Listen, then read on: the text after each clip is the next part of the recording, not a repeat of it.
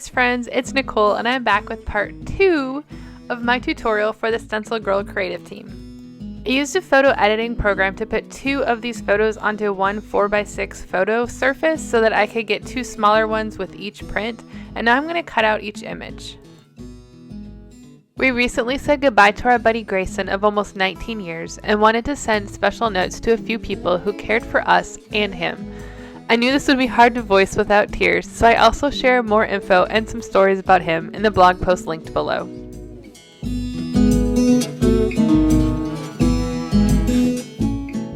After gel printing my rainbow colored backgrounds, now I'm going to assemble them into card fronts for my thank you notes.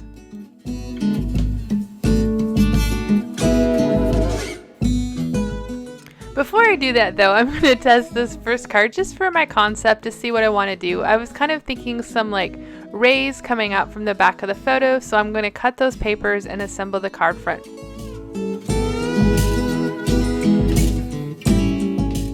Now that the papers are cut and I've tested them and I feel like it's going to work, I'm going to grab my matte medium and generously spread it on the front and the back of each piece of paper, adhering it to the 4x6 note card here. I'll have all of the supplies linked below. This is a 4x6 heavy note card. If you're familiar with iCAD, the index card a day, these are the note cards that I use for that.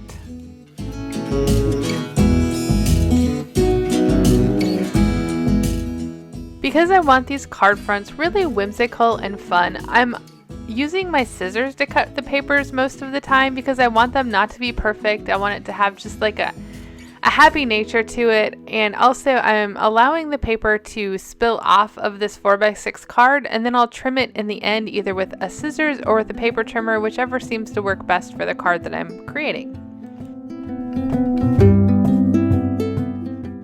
Probably the trickiest part of this is getting the paper put on your 4x6 card just right, and also making sure you get enough matte medium on the top and the bottom so that it doesn't bubble and everything is secured to the page. I did go back after I was done and add a little touches of matte medium a couple places where I didn't get it under the papers perfectly.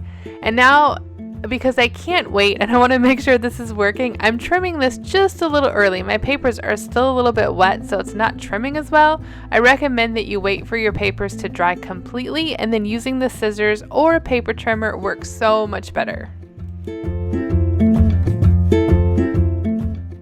Once this is finished, I'm going to grab my piece of gray cardstock. Now this gray is called Basic Gray, and we always kind of laughed and called our kitty Grayson Basic Gray once in a while, so I wanted to use that cardstock for sure, and it worked and I loved how it layered. So now I'm cutting out the rest of my photos, kind of sizing them up, deciding if I want them to go vertical or horizontal, what I feel like looks best, and then I'm going to go ahead and start cutting my other paper patterns.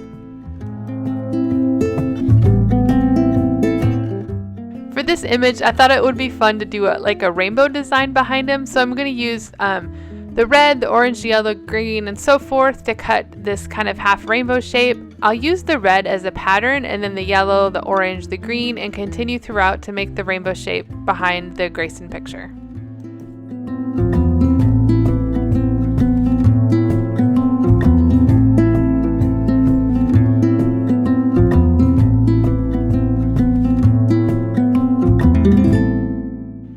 Since the purple is the last layer of the rainbow, I just have to layer that one on top of the note card, and then I'm going to continue to trim the rest of the colors for that rainbow shape.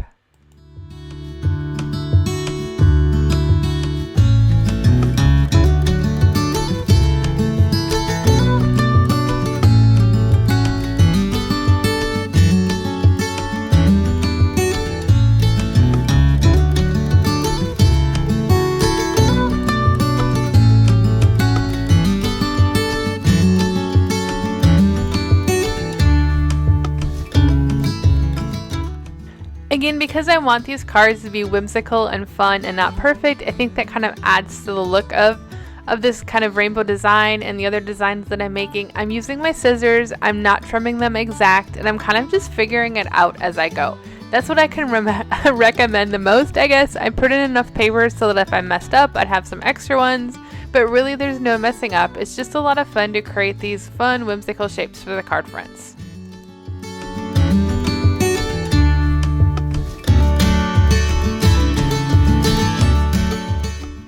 So I decided just to tuck that blue underneath the green for ease, and then I'm going to end up curving the purple on top of the blue.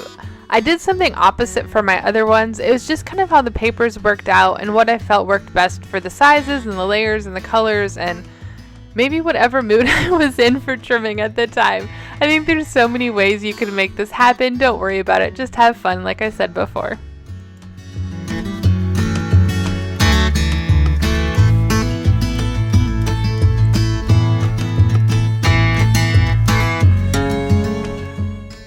If you missed it, there is a part 1 video showing how I gel printed all of these papers, and that video is linked below, along with the link for my StencilGirl blog post, supply list, and the list of stencils that I used.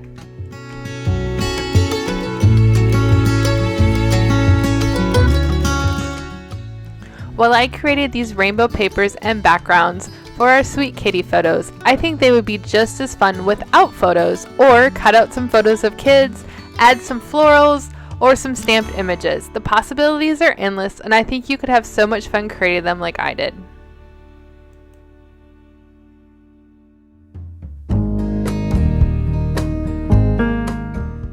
This rainbow shape was probably one of the most difficult ones to figure out, but in the end it actually is pretty easy, so don't let the fact that I'm kind of like fumbling here and trying to figure out what to do discourage you from trying to make this shape.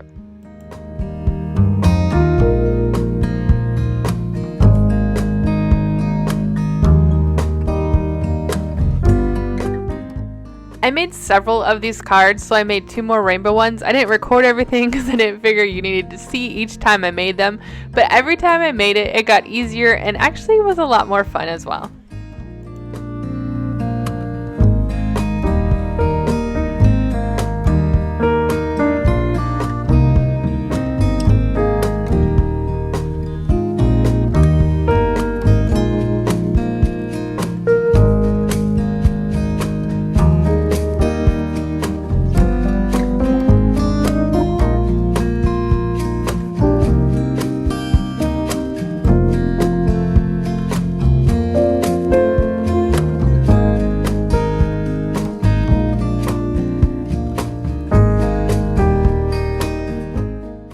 Finishing up the rainbow design here, and then we're going to move on to the next one. For this one, I decided to do long stripes on the front of the card. Now, since these stencils were 6x6 with a little border, they didn't actually work for like the actual 6-inch length, so I had to cut them from corner to corner to get them just a little bit longer. But in the end, this ended up being a pretty cool thing because I got triangles left over, which you're going to see in just a minute after I finish this one. And I used, here they are, I used those triangles to create kind of a pinwheel shape. It's a design that I wasn't planning on, and it just happened from cutting out those strips of paper. And because I had 2 triangles for each color, I was able to create 2 of those triangle cards.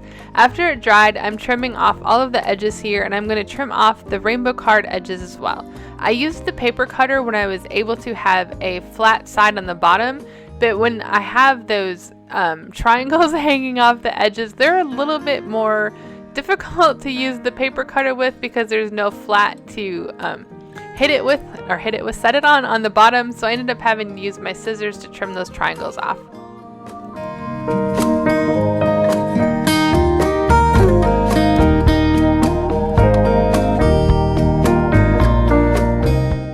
I really liked the look of those long stripes, but it wasn't quite as practical with how I had to trim them, so I decided to do another set with short stripes instead.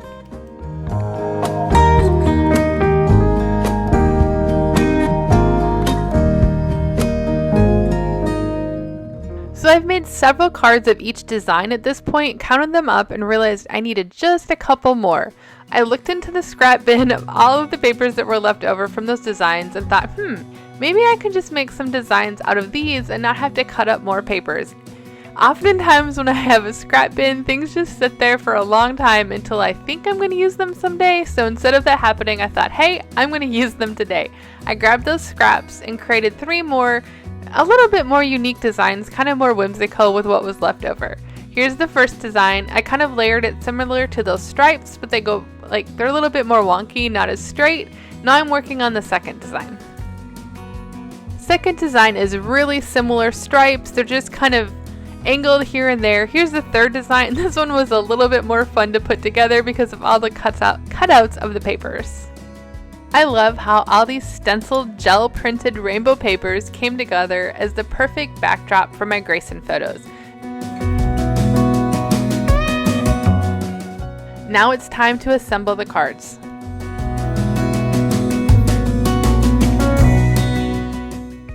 And now in cutting the cards to layer, those 4x6 note cards will be layered on top of 4 1/4 by 6 1/4 cards, and you'll have to double that because you need a front and a back.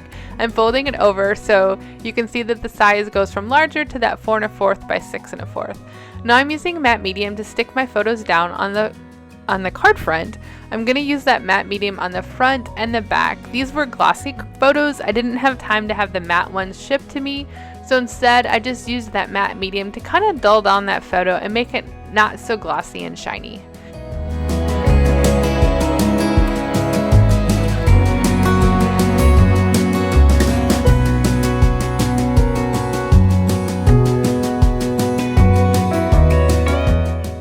To finish assembling the cards, I'm sticking the card fronts to the bases using a tape runner. I'm using quite a bit of tape on the card front because that super heavy index card, all the paper layers on the photo makes it really heavy.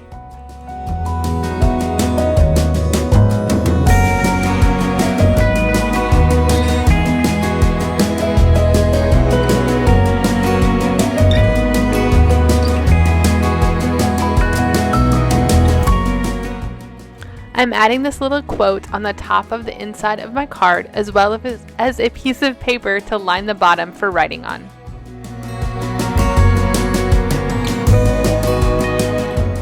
And that's it. I can't wait to send out these special thank you cards with our sweet buddy on the front cover.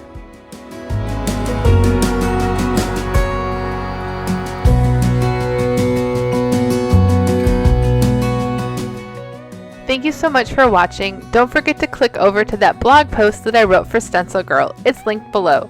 The blog has a little bit more information, including some cute stories about our Grayson kitty.